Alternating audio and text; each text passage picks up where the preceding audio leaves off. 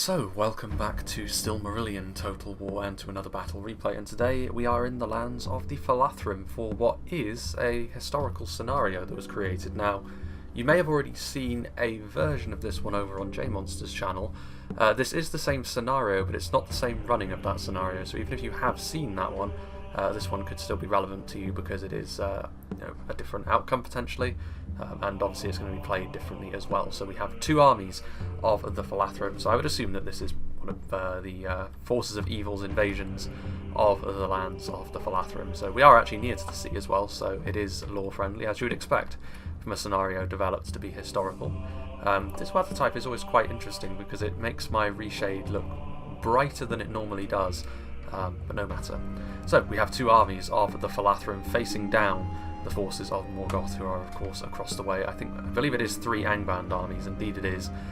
So very powerful faction, Angband. I would say in terms of the meta they're probably stronger than the Falathrim, even though I do have a real soft spot for the Falathrim. But we'll go through the attackers first and foremost. The reason why I would say Angband are probably one of the strongest factions in the meta of Silmarillion at the moment is because of the brute power that they have. I would say that they're kind of the mirror opposite of someone like Philathrom, who is able to withstand an incredible amount of punishment and sort of grind out results. Angband are kind of the opposite. They get results by just smashing their enemies to splinters, which they will be hoping to do against the Falathrim today. Now in a scenario, of course, it is crafted to be a certain way, and that means obviously these three Angband armies individually will have less quality than the individual Falathrim armies, but of course numbers definitely something that's going to be in favour of the realm of Angband today. Starting off with Lord of Belagost, he's got some Ironshod Legionnaires on the front line. Interesting to see how they match up with the more standard units from the Falathrim, to be honest with you, because I would actually suggest that the armour will really help them against the Falathrim. They have fewer AP options than some of the other Elven factions, I would suggest, especially in comparison to someone like Doriath, of course. And just in general, the Falathrim have got a roster which maybe doesn't have quite so many all-out attacking units, which would be really good at hacking and slashing their way through a unit like the Ironshod Legionnaires. I still wouldn't back them to defeat the sort of more standard Eglarest and Brithombar units one-on-one that the Falathrim will probably have available to them, and certainly not some of the higher tier stuff like the Aran Kielim. But they'll probably do alright for themselves here, and it'll be interesting to see how well they actually manage to do. Now, of course, the Wretches of Angband are actually, you underestimate them at your peril, because their sheer numbers are very, very useful. Of course, individually they are going to struggle against the superior power and skill of the Falathrim that they're going to be facing off against today, but numbers are very important in a scenario like this. You have three armies. If you pack them full of high numbers units like this as well, then you're going to have an absolutely massive numbers advantage, and that gives you certain options that you wouldn't otherwise have, whether it's trying to push through lines from the front with sheer weight of numbers, or whether it's spreading out a little bit and getting around the flanks with your superior force, numerically at any rate. It's definitely an option, and a line of Wretches will certainly help facilitate that. Guardians of the Iron Crown, some detachments of them back here, so some small units. Not only that, but the Falathrim are one of those interesting factions where they do have some armoured units, certainly, albeit I would suggest the armoured units they do have are of a level of quality that a detachment of Guardians of Iron Crown would still kind of struggle with, to be honest with you. And some of the more rank and file Falathrim units aren't that well armoured at all anyway. So those big maces will probably be a little bit wasted on them, but still useful, and of course very heavily armoured and shielded, so any arrows they may take on the approach aren't going to be too much of a concern for a unit such as this. Nor for the Spear Guard of the Iron Crown, again another detachment of them, so some smaller units back here of some of the more heavy duty Angband infantry units, but no worries about that. I mean, really, like, numbers are going to be the way they win this battle, not sheer quality, but you do need a little bit of quality sprinkled into your army as well to make sure that you don't just get slaughtered en masse. And we also have some detachments of Ironshod Halberdiers back here, which is another tool that Angband have at their disposal, which does make them very powerful. Not every faction in the game has got access to any Phalanx units at all, and I believe there are only two Halberd class units at the moment. The Easterlings have had one added to them as well since they became part of the game, but obviously AP, a nice Phalanx unit. The Falathrim are a faction which do have their own Phalanx unit, however. It's not a pike, so the Halberdiers should still be quite useful in that regard, but they're not going to be quite so defenceless against these Halberds, if they get to melee in the first place, of course, because they would be the first thing that the Falathrim will probably try and target down, to be honest with you. Troll Guard of Gothmog, again, we all know what trolls are like, and the Troll Guard of Gothmog are pretty much no exception to some of the higher tier trolls over in any other Third Age variant, really. Heavily armoured, you know, that battering ram that you can use. If they do get too far into enemy lines without support, they will be brought down by numbers. But again, because the Falathrim are one of those factions which don't necessarily have really obvious damaging infantry candidates, something like the trolls can do slightly better against them than you might expect. We'll have to wait and see what they engage on, however. And finally we have the Bulldogs, a very grisly looking unit with those severed dwarf heads on those stakes on some of their backs. But yeah, obviously really, really good. They'll boost the morale of nearby units to make Angband much less likely to rout. Without the presence of a unit like the Bulldogs, Angband can have a bit of trouble keeping their morale together. The Bulldogs and the Valaraukar, the Balrogs of course, are the best two tools for doing that, really. It will keep your main army in check. This does mean, however, the Bulldogs will probably need to be committed fairly early on. Otherwise the first ranks, especially the Wretches, will probably start to struggle a bit. And he's got a couple of units of Ironshod Arbalists. Less range, of course, than any Elven Archers they may face, and a detachment like this could find their numbers significantly thinned before they actually get into range where they can fire. But still useful if they can get into range, then certainly against some of the more heavily armoured Falathrim units, they could be really, really useful for wearing them down, which will be necessary, because I imagine the Falathrim will want to establish a solid front line. We also have Tundra's Fox. Does he have any differences in his army, I wonder? He's got Wretches along the front line, so that is very much the same.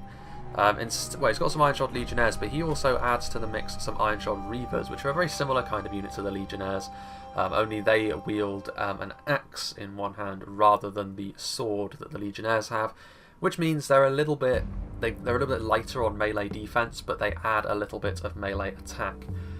I actually think this could be a good thing for Angband here, I think, especially considering the fact that some of the lighter Falathrim units are on display. Of course, the skill is going to be a bit of a problem for something like the Reavers going up against Brithombar and Eglarest units, but the additional attack does mean that they will leave a little bit more of an impression while they are still standing, and wearing the enemy down like that could be incredibly useful in this battle. He's got some full units of Guardians and Spear Guard of the Iron Crown as well, so he's got a little bit more of a heavy duty look to his army with some of this infantry, albeit it doesn't look as though he's got any monstrous units, so that obviously is the trade-off there. But the Spear Guard and the Guardians, obviously, in these numbers are going to be pretty difficult to get rid of from range. I think the Falathrim will probably have to rely on either javelins or potentially going at them with their, well, just trying to wear them down in melee. And some Bulldogs of Angband over here, once again, useful for the same reasons I said before. Ironshod Ravagers, AP, like I said, is a mixed bag against the Falathrim. It can either be very, very useful if you get them onto the right targets, charging into something like the Aran Kielim when they're unsupported, maybe getting into the rear of the Balar units, whether it be the Marksmen or the Nobles, but I do hasten to add that it has to be the rear of the Nobles of Balar, because if you charge them from the front, that phalanx is going to be a problem for a unit like this. And of course, while they do have some decent armour considering they're orcs, they are ultimately one of the main targets, going to be one of the main targets for archers in much the same way as the Halberds. I'd be more tempted by the Halberds than the Ravagers, to be honest with you, if I were the Falathrim facing this down. I think the Ravagers are something you can deal with in melee more easily than this amount of Halberds, which Tundra's Fox isn't having to roll with detachments. He's got the full unit. And then finally, the final Angband army over in these trees over here, we have Captain Gervais. He's got some Wretches once again. He looks to have a ton, actually, of Troll Guard of Gothmog. So a lot of trolls coming forward here. Will be a concern for the Falathrim. Like I said, they may struggle a little bit to deal with a unit like this, more so than some of the other Elven factions. Similar problem perhaps to the one that the House of Finarfin have, in the fact that they are very defensive in nature, but of course sometimes you need a little bit of bite. Oh, there's a tree popping into existence in order to be able to bring these guys down. He also has some Iron Crown units, full unit of Spear Guard of the Iron Crown, full unit of Guardians of the Iron Crown, so it looks as though this is the most dangerous unit on display, or most dangerous wing of the Angband army as a whole. He's got some full units of Arbalists at the back as well. It looks like he is a smaller unit, to be fair, or smaller army. Bulldogs and a detachment of Guardians of the Iron Crown here as well, and I did see them, yes indeed, in these trees over here. A few too many trees have been placed in this section of the map because we're dealing with the tree bug. He's got some Wolf Riders, which will be useful because there is cavalry on display for the Falathrim today, and they're going to have to sort of tangle with one another as the Angband armies charge forwards. Now we shall get on to the Falathrim over on this side of the field. And you can see already, I think, that the Falathrim, what they intend to do is take this hill over in the corner of the map over here. There's tree cover, There's obviously good elevation, so that's what they're going to want to do. Get themselves up to the edge of the map, wall in, and try and wear the orcs down, which is going to be necessary, because if they stay out on the open field over here, they're going to get swallowed whole by the Angband host that approaches them, because there's just too many numbers, there's too many trolls, and Angband, the Falathrim don't have the damage to deal with the trolls quickly enough, and the numbers would wash over them, so they definitely need to take up a defensive position here, and that's exactly what they're going to do. So we'll go through both the armies together, considering that we've got J-Monster and Eclipse 2500 playing as the Falathrim. They've both got units of scouts of Eglarest, which are sort of, I'd say, medium melee cavalry by comparison to some of the sort of heftier units from a faction like Feanor. They're melee cavalry, of course, sword and shield on horseback. And they're going to be riding out, and their task is going to be to delay the Angband march. Now, Angband are quite a long way away, but of course they're going to want to cross the field as quickly as possible to make sure that the Falathrim can't get set super comfortable up on that tree-covered hill over there. This, however, the presence of the scouts of Eglarest is going to make that a little bit more difficult, so they're going to have to deal with the elven riders as they ride around. So J-Monster has some, he's got 2 units, I believe.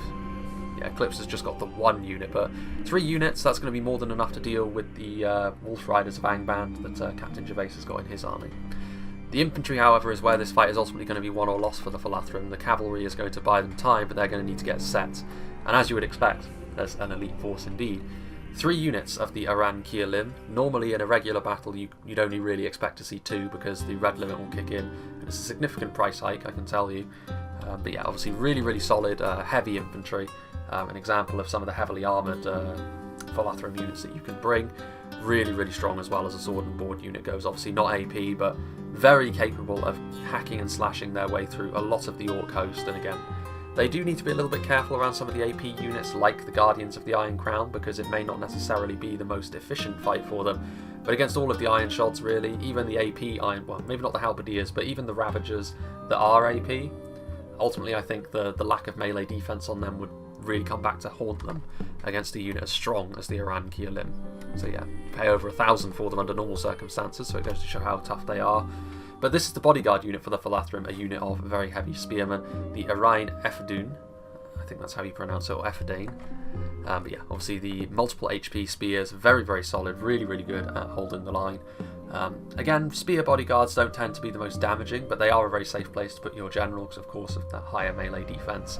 And it'll be interesting to see how they do. Obviously, they're just going to be playing the standard general role. We've got the Marines of Eglarest, which are, of course, javelins, and then, like most elven javelins, they can do a decent job in melee as well, which they will be called upon to do, of course, given the numbers are what they are on the field today. So lots of javelins, and this is going to be the thing, like the Falathrim do have access to quite a few javelins, as you may expect, given the close ancestry with Linden. I guess it's the other way around, Linden's close ancestry with the Falathrim. But yeah, javelins are obviously going to be a thing, so as soon as the orcs get into range, they're going to be under a hailstorm of javelins, and the damage that does could be very significant in deciding the outcome of this battle.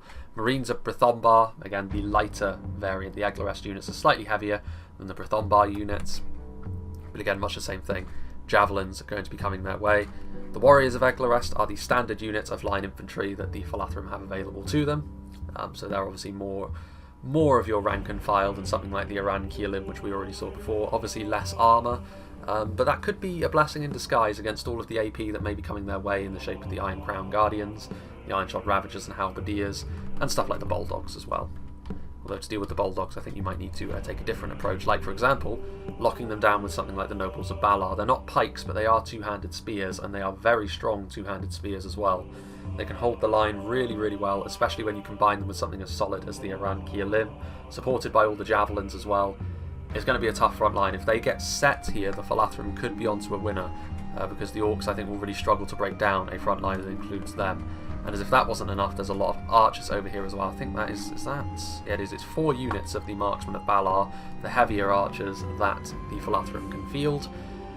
There aren't any Thralls of Angband today, so to be honest with you, their heavy armour isn't going to be all that important in terms of being as skirmishing with the enemy. They're just going to have to try and shoot them on the approach. And with 4 units, you can pick and choose your targets quite nicely. Halberdiers and Ravagers would be the first port of call for me, and then maybe Arbalists just in behind that. Yeah, really solid unit. Decent in melee as well as Elven Archers are, but they're not a hybrid unit really. They are a full-on archer, so you don't really want to rely on them too much in melee if you can help it, but they will do a job, and I'm sure they will be called upon to do so in this battle as well. There's actually a unit back here as well. What's going on over here with J-Monster? He left one of his units behind, and it is the Mariners of Arendil. So this is the legendary company for the Falathrim, so it makes sense there's only one shared between the two armies. Really, really good. They do extra damage against, well, elephant class units. I mean, the idea I think is to make it so that's all monstrous units in general, so that in theory makes them really good against a faction like Angband, although I'm not quite sure what the situation is with trolls. I think they just count as regular infantry at the moment, to be honest with you, so that might not actually be all that useful for them, but still, they are effectively the Warriors of Eglarest, only their stats are highly buffed, and also they give a morale boost as well. And considering they intend to go into the corner of the map on a hill, which they definitely need to if they're to win this battle, a chain route would be devastating because they're right near the red line, and that would be pretty much their entire army gone. Meanwhile, Warriors of Eglarest, there's Marines of Brithombar in there, a lot of Nobles of Balar. I think there's a few more Nobles of Balar in this army, to be honest with you, than in Eclipses, or maybe that could just be the 2 units, to be honest with you. It's kind of hard to tell when they're all densely packed like this. We have some Marksmen of Balar, more Warriors of Eglarest, Marines of Brithombar, so yeah, he's going to start moving up pretty quickly. Aran Kialim are in there, there's some detachment of Rangers of Brithombar, so maybe a little bit lighter on the archer presence. He does have some Marksmen of Balar, but yeah, I think Eclipse probably has slightly more archers, and he also has the Orion Ephedune as well, which is going to be his general. His armies are obviously a little bit more densely packed together, but without further ado, let's begin.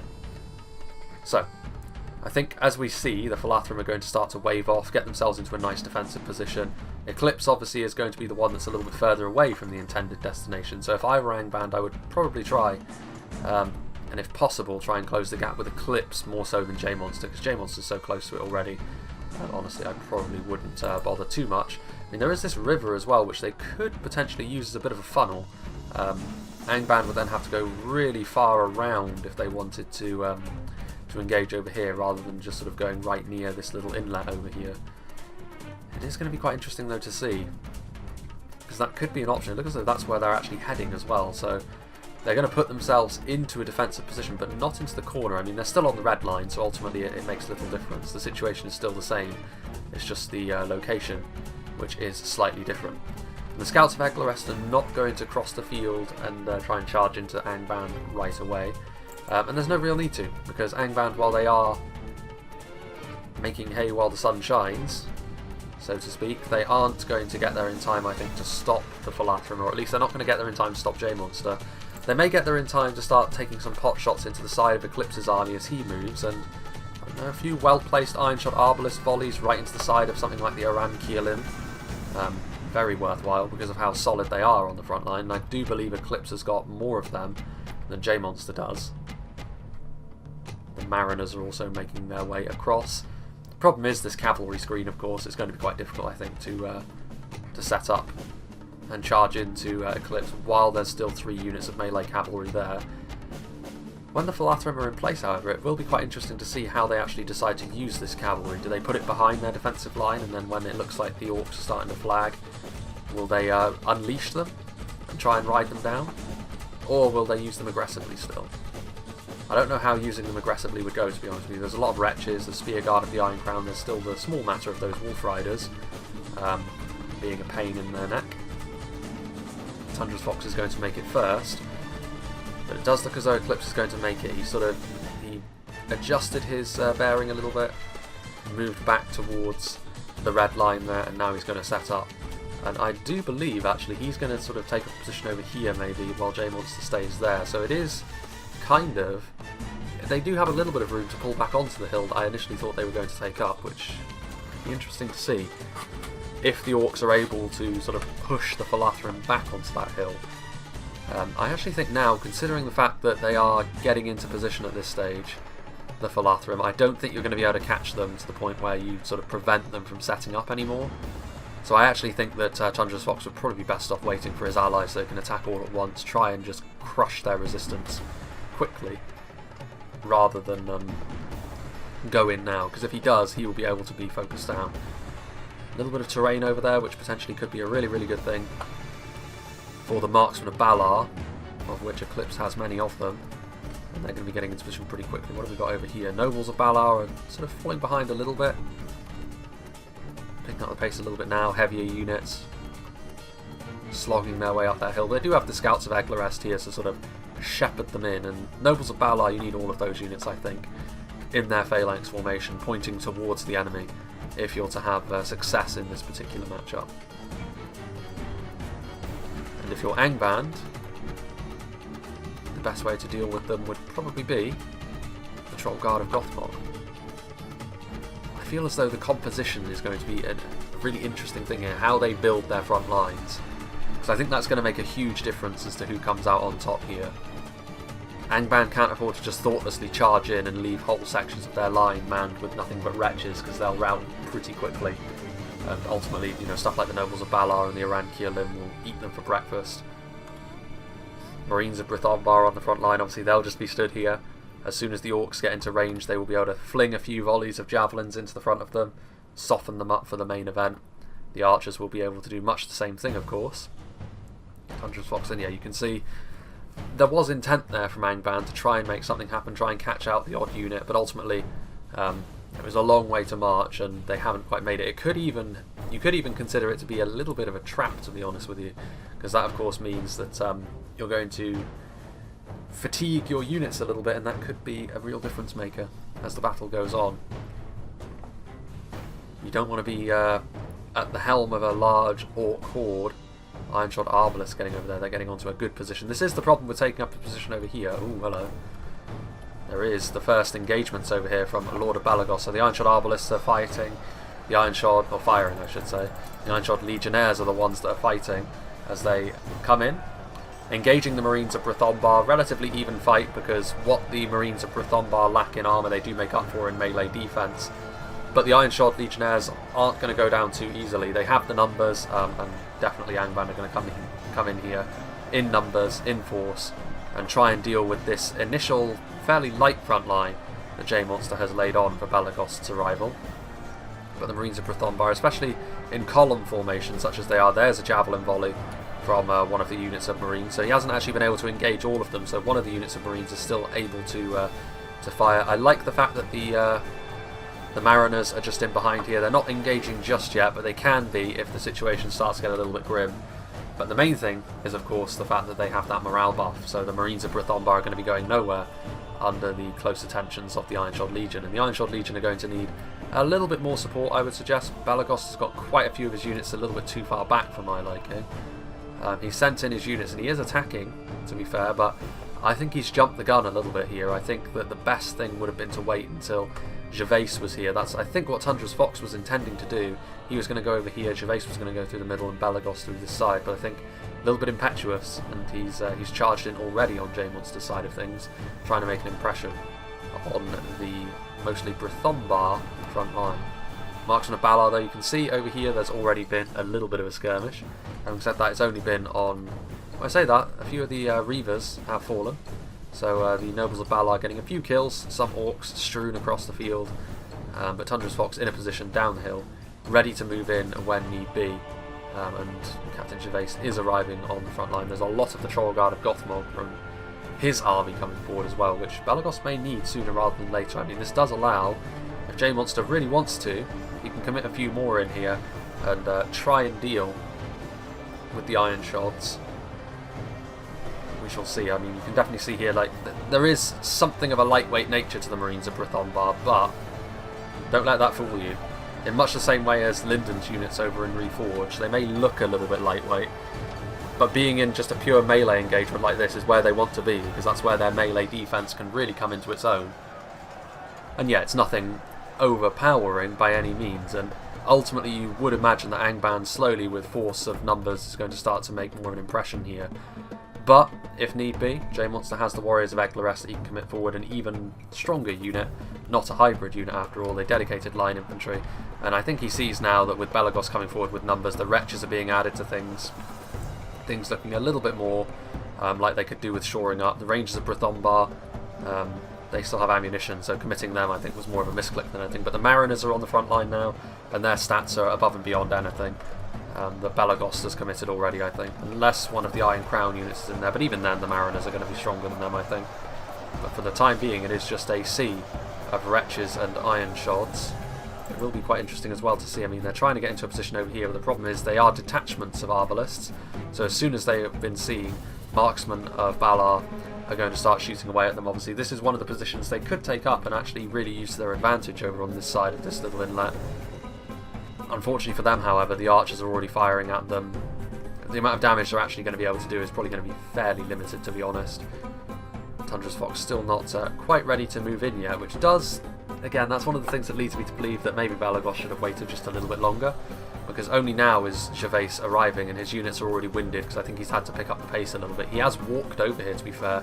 He's stuck to his guns, but in so doing, Belagos' army has thrown itself against the Falathrim front line, and so far, they don't have too much to show for it. In comes the Troll Guard of Gothmog, however. Is this Belagos? It is indeed. So he's going all in. He's going in where the Mariners of Arendil are. So he's going to try and do some damage to them. I mean, it will give Angband that little bit extra to try and do damage to a unit that's as strong as them. But of course, as soon as the Trolls come forward, that's when J-Monster can commit yet another unit. But you can see they don't really have that unit of killer shock infantry that they can commit to deal with Trolls like this. So they're just going to have to go for another unit of line infantry in the shape of the Warriors of Eglarest. And they will, of course, do the job. They're very capable. But again, not necessarily the sort of thing that the Philathrom have as easy a time of committing a unit forward to deal with as someone like Doriath would, for example. Meanwhile, over here, things looking a little bit grim over here. J-Monster, of course, this is under the cover of the trees, so you do need to sort of keep an eye open for this sort of thing happening. But these Marines of Brithombar haven't received any reinforcements. They're also taking a bit of damage from Arbalists, I think, and they're going to need some support. Otherwise... Yeah, you can see now that Belagos is going to try and push through. All of the good work that J-Monster has done in shoring up his line in other places needs to be reciprocated here as well. I mean, he's sending forward some Warriors of Eglarest now. But yeah, these Marines, I mean, they're holding on. I think the fact that they're still eager suggests that the morale boost of the Mariners is still in there. Because I'd imagine they'd be shaken under the weight of a big Orc push like this, considering the losses they've already taken. The fact that he does have reserves on hand, though, does mean that he can shut the door fairly quickly. We'll see. It's the sort of thing that can snowball for the Orcs, potentially. Not for that one, though. As the Warriors of Eglarest get in here, a little bit more of a dedicated line of unit, well, a lot more of a dedicated line of unit, to be honest with you. They should be able to do a good job there. Tundra's Fox, meanwhile, still not committing himself in just yet. I think he's probably slightly concerned about the fact that Eclipse has got a ton of marksmen of Balar ready to just tee off on him. You can see over here the scouts of Eglarest from Eclipse trying to find a few gaps, probing in there. Again, a lot of wretches. I mean, that was enough to result in the routing of those wretches, so I mean, it was a worthwhile excursion. And yeah, I mean, these Wolf Riders probably should have been on top of that a little bit better, to be honest with you. Like, you can't, when you've got the enemy bottled up, if you allow them to get at you with their cavalry, then you've really got no one else but yourself to blame. Because the Falathrim, while they will be quite confident in their ability to hold these lines, one thing you shouldn't be allowing them to do is have mobility as well. With the numbers and the damage that you can do as Angband here like that, it's definitely not the sort of thing you want to see happening. Ironshod Legionnaires are shaken at this point. They're starting to struggle on the front line. I think it's about time, honestly, at this point. Belagos is committed. Like, there's no going back from this. The other two need to get into a position now to attack as well. Otherwise, they're going to go out with a whimper more so than a bang. J-Monster's got his marksman of Balar forwards. I mean, the really unfortunate thing for Angband here is the fact that the nobles of Balar haven't been committed forward yet. You can see that in places... Angband have really started to thin out the lines. Warriors of Eglarest are doing a good job at holding on for the time being. There's some Iron Crown units in here now. They'll do a little bit better. Their AP won't be terribly useful against the Warriors of Eglarest, but in come another detachment of Guardians, a detachment of Spear Guard. The Trolls coming in here, getting right in and amongst the Marines of Brithombar, and the Troll Guard of Gothmog will do crippling damage to them if they are allowed to, but they're going to get back into shape. And the Troll Guard are going to move backwards once again. You can see over here as well now that Tundra's Fox is starting to move forward. He's starting to roll in. The marksmen of Balar still lay silent for now. I think they're just waiting for the ideal targets. Probably waiting for the Halberdiers, maybe something like the Ravagers as well. But the first thing to arrive on the front line will be the Wretches. Very shortly followed by a lot of Iron Shods, both Reavers and Legionnaires. But I think some quality is going to be required. Like something like the Bulldogs from the start I would probably commit in. because if the Falathrim don't notice them, they will really start to burn a hole in that front line. Javelins coming in. A few of them will find their marks, but probably not going to kill off trolls. A lot of the Falathrim javelins are not armor piercing after all, because if they are a hybrid unit, generally speaking, you can assume that they aren't. I believe, I can't remember which way around it is, but one of the Falathrim javelins is AP and one of them isn't, I believe. I think that's what I'm thinking of, or I could be thinking of another faction entirely. Halberdiers on the front line now. With the Halberdiers here, to be honest with you, and the fact the Nobles of Balar haven't quite arrived yet, that should be enough to give them a bit of a leg up in this fight at this stage. But, yeah, I mean, you can see over here, starting to do some good work, Angband. Whether they can keep this going for a long enough period of time to actually have an impact remains to be seen. And probably not with the arrival of the Nobles of Balar, to be honest with you. When they arrive here, any phalanx advantage they may have had from the Halberdiers will evaporate pretty quickly. Yes, the AP will still be useful, but... and there goes the last of Balagoth's Troll Guard of Gothmog. They probably did a fairly decent amount of damage in here, but probably not the kind of impact that he was hoping for, to be honest with you. Especially when you consider how healthy the Philathrom front line still looks. But of course, there's only so long the Philathrom will be able to keep this up for. They're right on the red line. They only have so many reserves, and at this point, the only reserves J-Monster really has, when he finally does commit the Nobles of Balar in, and then it's kind of his Aran Kielim and his general. Now Captain Gervais is moving forward, which will probably make Belagos very, very pleased. These Marines of Brithombar are going to get absolutely destroyed as his army rolls through, which does leave potentially a bit of a gap. I mean, here in the middle between the two armies is probably the most likely pressure point where you can start to flood in. Of course, as this happens, though, Tundra's Fox is going to need to be more aggressive. He's going to need to certainly at least hold the attention of Eclipse, otherwise, you know, they're going to be in a bit of trouble as he shifts over support to try and stop Gervais's army. Here, though, the Marksmen of Balar firing away, and they are going after the Arbalists, trying to prevent them from getting into a good position.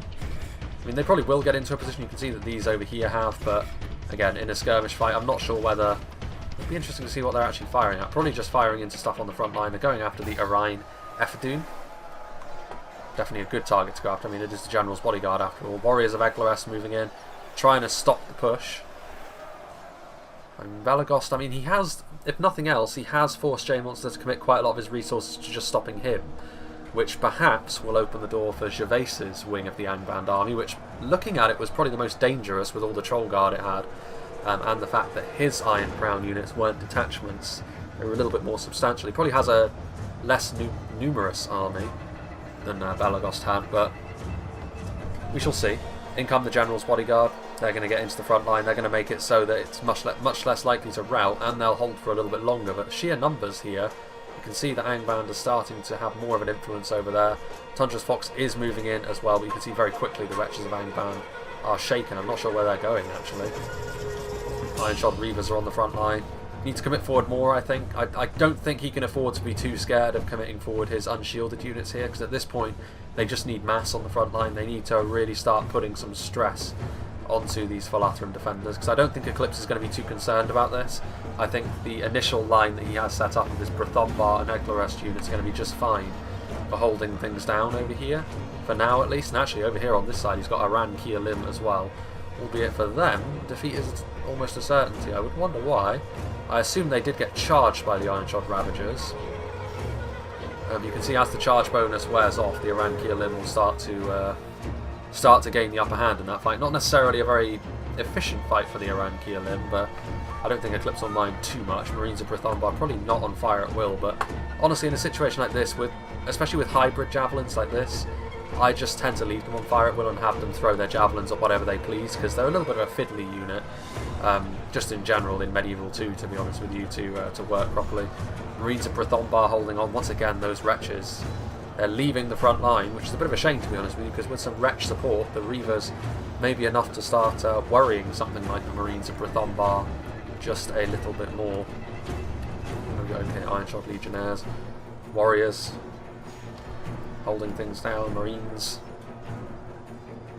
Another shower of javelins coming in, hitting a good target as well, the Guardians of the Iron Crown. I think we can probably assume they are armour piercing, given the fact that, well, I don't know, actually a fair few of them got back up, so it's kind of difficult to tell, to be honest with you. But still, javelins coming in. Here in the middle you can definitely tell that there's A bit more panic stations over here for J-Monster, considering the fact that he now has got a lot of trolls on his front line, and the numbers of Angband are still relatively intact. Nobles of Balar are in, Marksmen of Balar have also charged in, which ironically I think are actually the only Falathrim unit to wield a two-handed sword like this. So perhaps it's for the best that they've run out of ammunition and they're on the front line now, because they may do slightly better against the trolls than something like the Marines of Brythombar. They're holding on for now, and to be fair, they're going to be victorious in the long run according to this. That's a lot of Angband units to deal with. Over here, meanwhile, you can see some of the forces from Belagost's army are broken and fighting to the death. Some of these, the nobles of Balar are pointing the wrong way, which is unfortunate for them. There are bulldogs on the front line as well. You can see the severed heads in stark contrast to the skulls.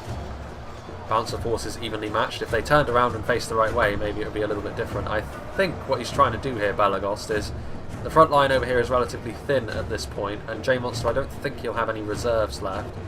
He's got some marksmen and some rangers, which I suppose in a pinch he could commit to melee.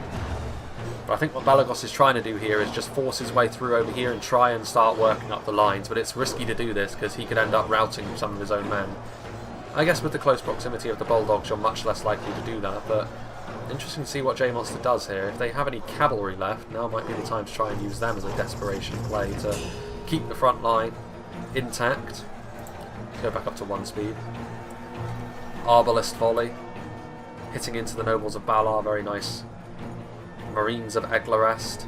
Over here things looking very thin on the ground, but the bulldogs are coming in from Captain Gervais. The warriors of Eglarest will not be enough to stop them.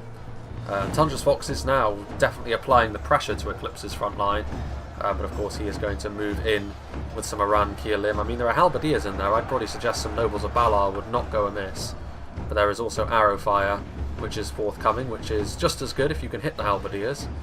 More bulldogs. You can see the heavier units of the Falathrim now mobilising and moving forwards.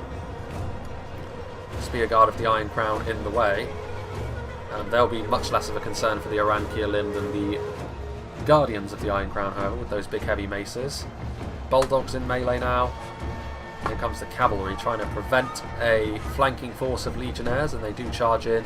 J-Monster helping out his ally over on this side. I wonder if Eclipse will do the same over on the other, given the fact that J-Monster's flank... Actually, I think we will go back down to half speed because things are all happening really rather quickly in this battle, aren't they?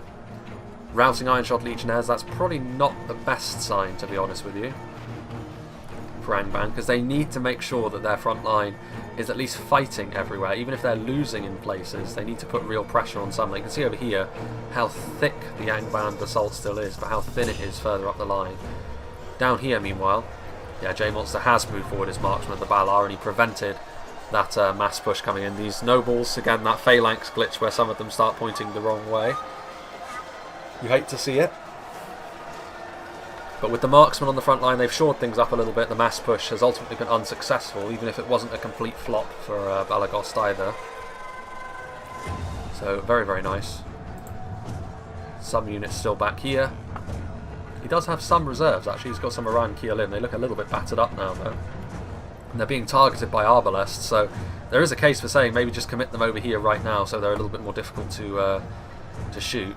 This is interesting. If they can get these Wolf Riders in behind the lines, Angband, they could be in business. But, I mean, over here is where both the Falathrim and Angband, actually, are at their weakest. So, I mean, if you can batter through with the Wolf Riders, you could do some good damage. I mean, there's still Falathrim cavalry lurking in the trees, but just a couple of rear charges into the rather thin Falathrim lines. There's a lot of quality, but a few telling charges, and that could be enough to decide the battle, to be honest with you. Yeah, the warriors of Eglarest are struggling against the phalanx, but the halberdiers, while they are actually winning the melee fight, the morale is not holding together all that well. And that could be the difference here, to be honest. Having a look here as we peek in through the trees. Spear Guard of the Iron Crown pushing forward. Marksmen of Balar are in. J-Monster is probably busy elsewhere, which is probably why his cavalry is still in here, despite the encroaching halberdiers. Marines of Brythombar and the Marksmen of Balar. Yeah, you can tell actually that Eclipse is probably struggling a little bit more over here. Some of these matchups don't seem all that favourable, and the front line is a little bit more jagged.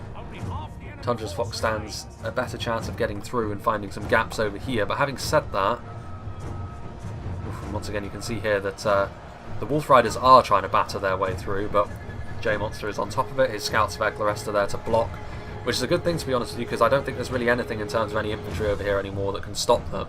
But the Wolf Riders are not going to be able to get through on this occasion. In fact, the opposite has happened now. The scouts of Eglarest have managed to get through, and now they're going to be able to charge into the rear of Angband's forces, and they're going to send the lower tier stuff routing. So the old Uno reverse card has been played. The Wretches are going to move across here to try and stop this from happening, and ultimately the scouts will be felled, but not before they get a few decent charges, and that will be enough to do some good things here for the Falathrim. I mean, that was so close to being such a good thing for Angband to get in behind here and start rear charging. As it is, though, it's turned out to be a better thing for the Falathrim. Still the scouts of Eglarest. I mean, you can tell over here now where once Angband's force was really nice. Now, a lot of their lower tier stuff is routing because of those cavalry units. The Wretches are here, and all of a sudden, over here, there's only a few Iron Crown units left, and a combination of the Aran-Kielim, Nobles of Balar, the General's Bodyguard units in there as well. Yeah, like, the Falathrim are going to win over here fairly comfortably now, unfortunately. And as a result, it could be that Gervais's assault actually falls before Balagost's does, although Balagos is also on his last leg, so J-Monster is going to be victorious over here, most certainly. The cavalry used to good effect. The Falathrim doing a good thing, and actually pushing further back now. Some of Tundra's Fox's units which came over here to potentially try and help against the cavalry, but it's a bit too late for that now. Wretches of Angband trying to stop the advance of all of these really tough units now. That, I believe, is Balagost's general, right near the inlet, so yes it is. Another unit of Bulldogs over here from Captain Gervais, and they...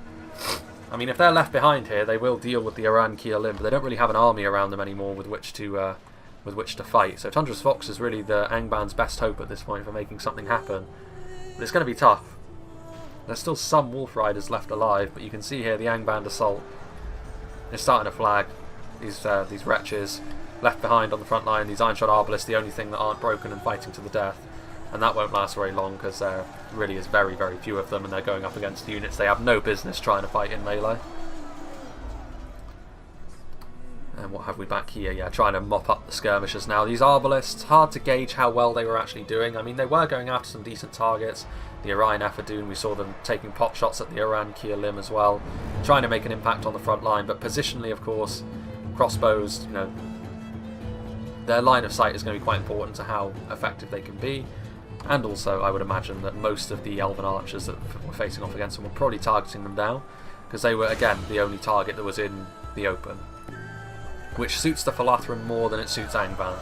They would have wanted to use their crossbows on units like the Nobles of Balar on this occasion, and I don't think they were able to do that, at least not to the extent they wanted to. Ironshod Halberds completely surrounded and getting butchered now by the Falathrim as J-Monster's army, which is a little bit battered and bruised at this point, starts to defeat everything that's left over there. Tundra's Fox, how is he going to be able to do? Is he going to be able to defeat Eclipse up here in the hill, on the hill, and start pushing down? I mean, I think he was trying to, and I mean, he has technically, I mean, over here you can see that he has destroyed what's left of Eclipse's army over here, so a combination of Ravagers, Halberdiers, Iron Crown units, they're going to be successful, so Angband is going to be able to move forward now. They have a force, they can sort of regroup. Well, he can regroup, Tundra's Fox. I think he's the only one with anything of any real substance left. And then potentially try and push down. I still think quality is going to be an issue. I mean, Ravagers and Halberds are all well and good. They're going up against Nobles of Balar. They don't have the freedom of the map now either, with the Scouts of Eglarest still buzzing around, still causing problems. Any gaps you leave are going to be ruthlessly exploited, I would imagine. Eclipse is moving up. I would say that Eclipse as well, he sent over some stuff to the middle over here to help out, so I mean, that perhaps does explain why Tundra was able to gain a little bit more of a foothold up here. You can see the Ironshod Ravagers exhausted at this point. They're just sort of meandering into melee at this point, which is a bit of a shame. They've got a big charge, but at this point beggars can't be choosers. You just need your fighting orcs on the front line doing their thing, getting those big axes into the right targets, which I mean would probably be the Aran-Kielim if we're being honest. Wretches of Angband are wavering. I mean, there's too many Wretches left. I mean, Tundra can try his best at this point, but I don't think it's going to be enough. He has a force left, which is more than his allies can say, but I think that's not going to last for too much longer. A real powerhouse of an Elven army that is coming their way. Again, they're sort of tidying things up over here as well. A unit of wretches that was left behind by Gervais, or maybe reformed. I think that was his general as well in the middle. Perishing at the hands of the mariners, who are still alive, which, considering how long they've been in the battle, is very impressive. The Balar units chasing off his last units, and so yeah, there's not many mariners left, only 14 of them, but it does go to show how effective they are, how high their stats are. Not quite as high as, well, they might be as high as the Arankirlim actually. They may just lack their armour and gain a morale buff. It'll be around the same sort of thing though. They're both expensive line infantry units, and the mariners are only a one-off. You can only have one. Spearguard of the Iron Crown, defeat seems certain. Only a genius could win this battle. I think it's going to take more than a genius. I think it's going to take Melkor himself bursting out from the ground and stepping on all of these Falathrim elves. Círdan will be happy though. They've managed to sort of isolate some pockets of elven resistance back here and finish them off. But ultimately it's not going to be enough, I think, for Tundra's Fox to turn this battle completely on its head. Arankirlim. Definitely one of my favourite units in the game, if not my favourite. I mean, I'd say in terms of looks it's my favourite. In terms of function, I'm not so sure. I mean, it's definitely very, very strong, but I'd have to think on that one a little bit more. But for all intents and purposes, my favourite unit. I do like the Philathrom in general as well. I like their style. The lack of a dedicated shock infantry unit is a bit of a stumbling block. Something that Fingolfin definitely has over them with their ability to field a lot of heavy swordsmen. But Fingolfin also doesn't have quite the same spear presence as the Falathrim. They have a unit of pikes, but not the same level of spears, certainly. Halberdiers marching into position again. It's going to take more than a single solitary phalanx at this point. Is this a rout? Yeah, it is. Over 130 orcs routing off the field now. The Iron Crown units will take a little bit more of a beating. Their morale is a little bit more substantial, but with some charges coming in from the scouts of Eglarest, I think it's quite clear to see that this invasion of the Falas is going to be unsuccessful. Melkor will be displeased.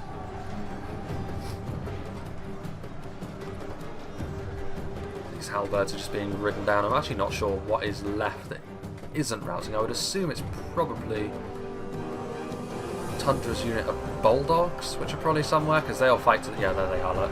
That's Gervais's unit of Bulldogs. They were actually left alive, amusingly enough. Well, I don't know if you can call this an army. We can definitely say that Tundra was like pretty much the last one with a substantial force left standing from Angband at the very least. Yeah, I think it was just an issue of timing. I think Belagos went just a little bit too soon. Gervais was maybe a little bit too eager to commit everything. Well, I mean, I probably would have done the same if I were him, to be honest with you. Try and make up for lost time.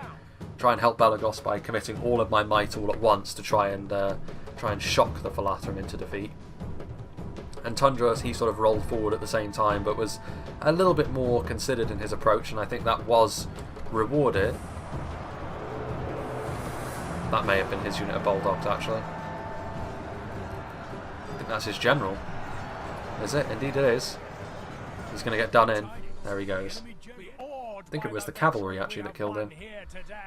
So yeah, I think that was it. I mean, Tundra, he was the more considered, but he was rewarded for that, but ultimately he had far too much left to do. Like, the quality of the units that were coming his way at the end, there was only so much he would have been able to accomplish. Yeah, and it was beyond him in the end. But I think, yeah, just organisation.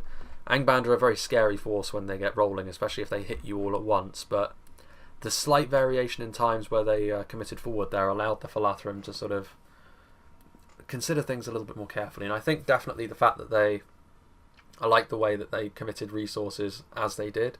I think you do need to be careful with the Falathrim, because if your lines do start to get compromised, if things do start to go against you, you don't have that really high damage unit which can reverse the tide as quickly as some other factions do.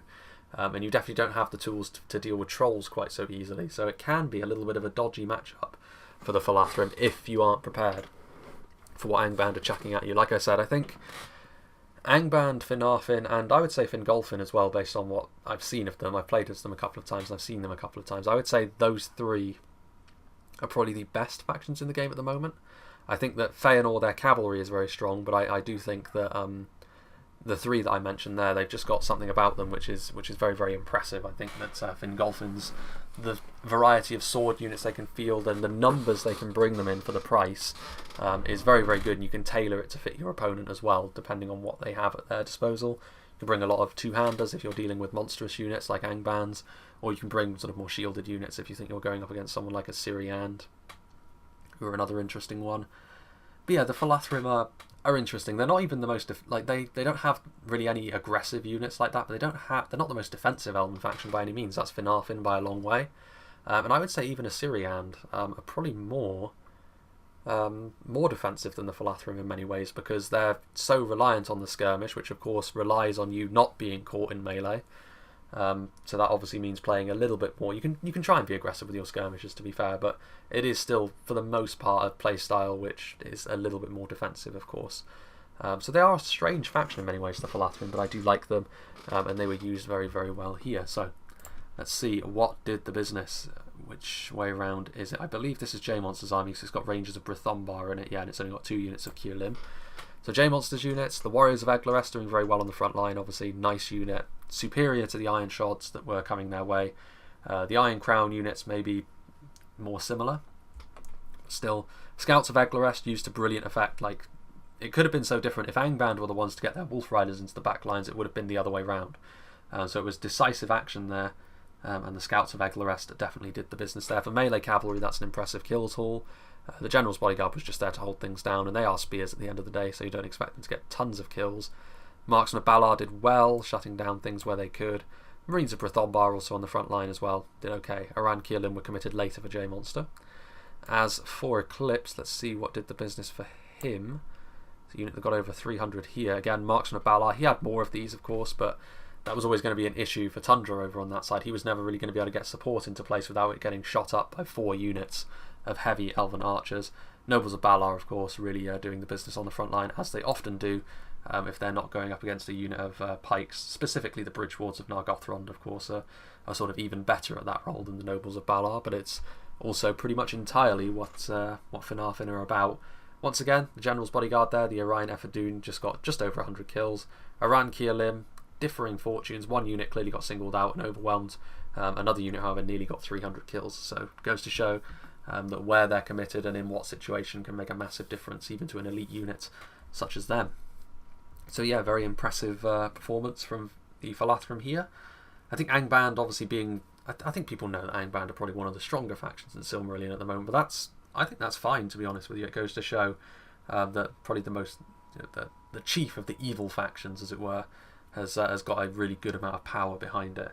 The Falathrim, again, you have to be quite considered with how you play them, because they do have their weaknesses, but also they're very good at what they do. Like, they're very awkward to fight against, I think, with all of their spears, with all of their javelins, a lot of hybrid units. Like, with a lot of factions, you can jump on stuff as like softer targets, as it were, and they'll tend to go down. That's not really the case with the Falathrim.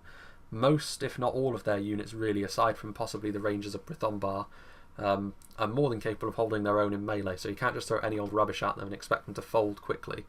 Cavalry as well can have a bit of a problem because of the sheer amount of spears they have at their disposal. We didn't see the Foresters of Brithombar today, but that's a very useful tool for such things as well.